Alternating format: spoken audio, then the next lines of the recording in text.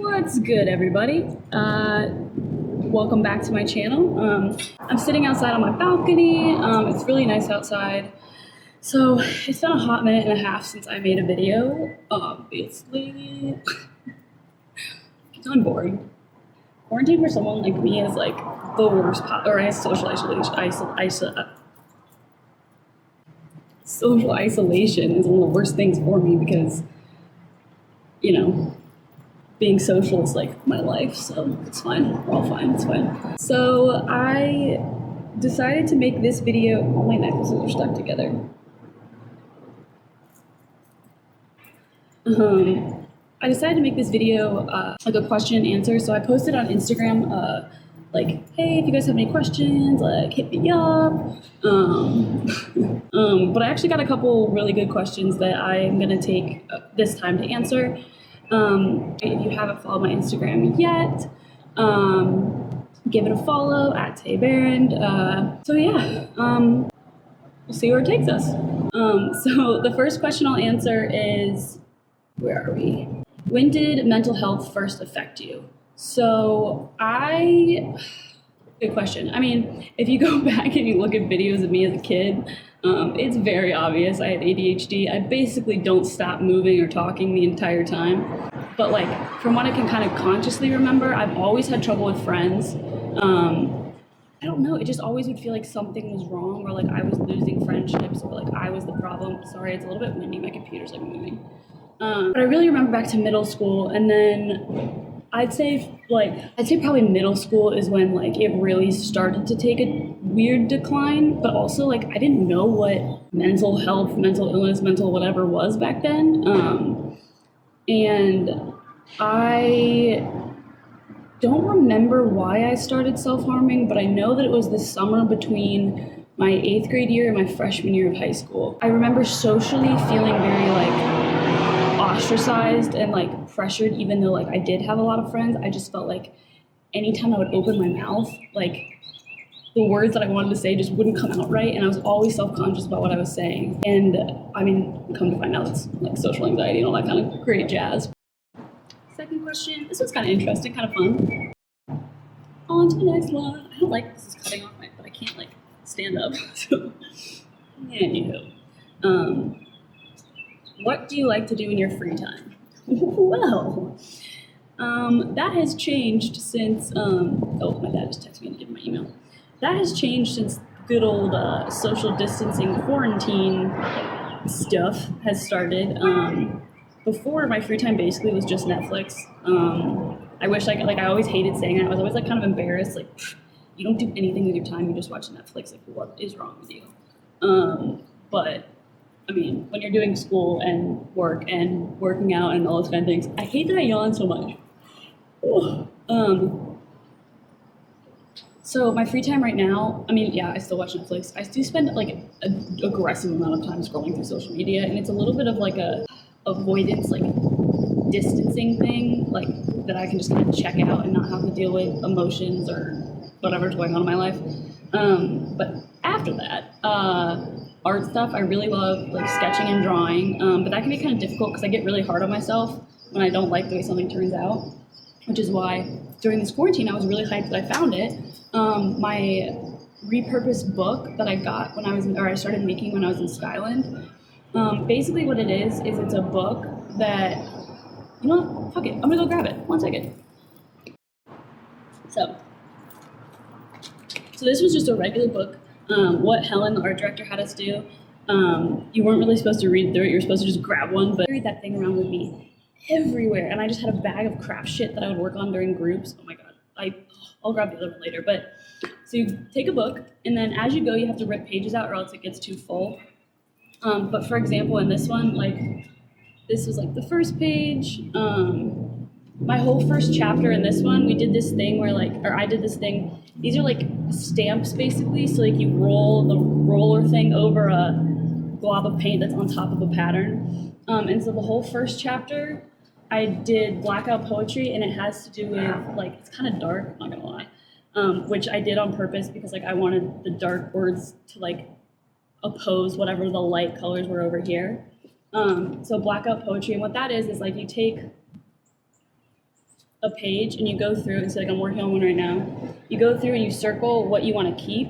And so like even this one is like super simple. Anywho, and then so I made a bunch of chapters of that. Then I did a whole chapter on time. And so any of the blackout poetry in here has to do with time or numbers. I don't remember what the theme of this one is, but those are like flowers on tissue paper, painted. It's just stuff from a magazine. This was just experimenting. This is actually like a paste that you use to, I can't remember what it's used for, but yeah, so it's basically like an art journal. You go through and, see, it kind of got stuck together though. You go through and you just make all this different stuff, and it's kind of like a reflection of, yeah. But what I've been doing over quarantine is like I opened it back up and I started doing this kind of stuff, and it's really been a super great use of free time because it kind of gets rid of your perfectionism a little bit, because, or at least for me, because if you don't do it perfect, it doesn't matter, because I say you can rip it out, but Helen used to tell us like she never wanted us to rip things out, or if like we messed up, she's like, nope, keep it, turn it into something, or just keep it. And I was like, okay. But yeah, I highly recommend it. It takes up a lot of time and it's really enjoyable. I mean, usually I'd say hang out with friends. I'm really social and I miss hanging out with my friends a lot, like a lot. Hang with the kittens, go for a drive. I love driving my car, especially when it's nice out. But yeah, free time, I totally say, well, I guess working out's a free time too, but whatever. I totally say make a repurposed art book. So I kind of went into this with the last one, but how do you deal with self-harm around parents? It will forever be a topic that I am cringe, like, oh, that feeling on the back of your neck where it almost like hurts. It's so uncomfortable where like you have no words, your face gets hot, your stomach crunches. Like, I think that's forever going to be my feeling when I try to talk to them about it. And that's not because of them. They have learned a lot and they've done a really amazing job. Learning and understanding, and there's a difference between liking something and accepting it, whereas people think if you accept something, it means you have to like it or agree with it. That's not the case. They've accepted that it is a reality for me. They don't like it. It hurts them to see it. And at a certain point, if they fought it more and more, like, we would never have been able to make the progress we've been able to make. I don't talk openly about it with them as much as I probably need to. However, I've also probably spoken to them more about it in the last year than over the entirety of the last 10 years. The biggest piece of advice, I don't want to say regret because I try not to regret things, but the biggest thing I learned that I wish I could go back and tell my 13-year-old self, even my beginning of my sophomore year of college self, tell your parents, tell your mom, tell your dad. If you aren't close with your mom or dad, that's not a relationship you have.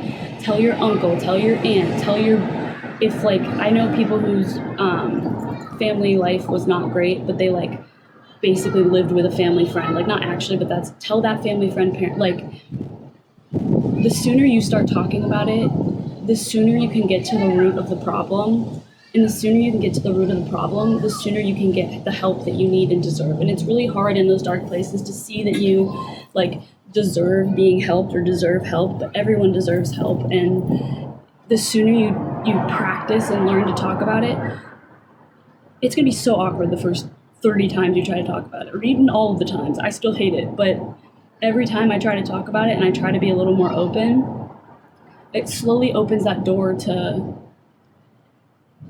I don't know, this connection that I've been missing with my family, because I ostracized myself, separated myself with this wall that was self-harm, and being so enclosed about it and not open ultimately hurt me in the long run, hurt them. And so I know it's really hard, but the best advice I can give is tell your parents, tell someone. If you can't tell them verbally, write a note, write a letter. I've done that so many times, and it's so helpful because I can put it all out in words, hand it to them, and leave the room. You don't even have to watch them read it.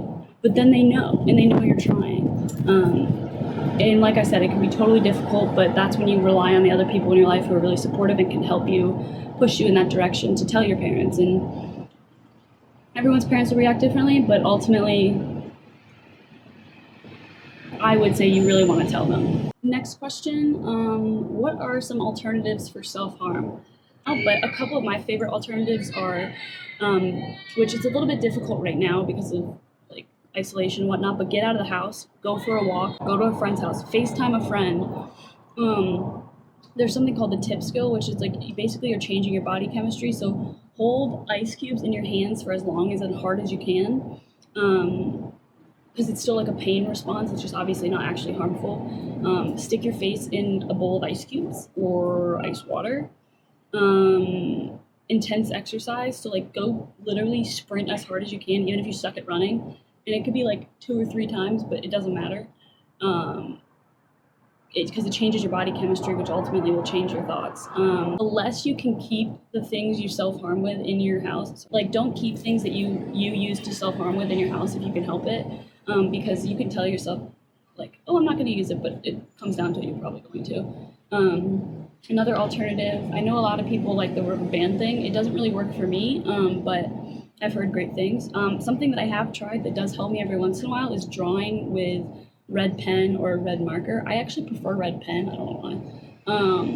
And what's nice too is like don't wash it off immediately. Like sometimes if you use pen and even if you shower, it'll stay on for like a day, even though it's faded. And it's really helpful to have it on there even like that day after, because it like if it's a visual thing for you, it like can be visually satisfying without being harmful. Oh my god, why? Every day. It's always a motorcycle, Dodge Chargers, or Camaros, or souped up Mustangs that like just tear through here obnoxiously, but whatever. Yeah, so those are probably like my top alternatives. So with that, there is my first question and answer. I know I didn't answer a ton of questions, but I'm trying not to. What? Hair.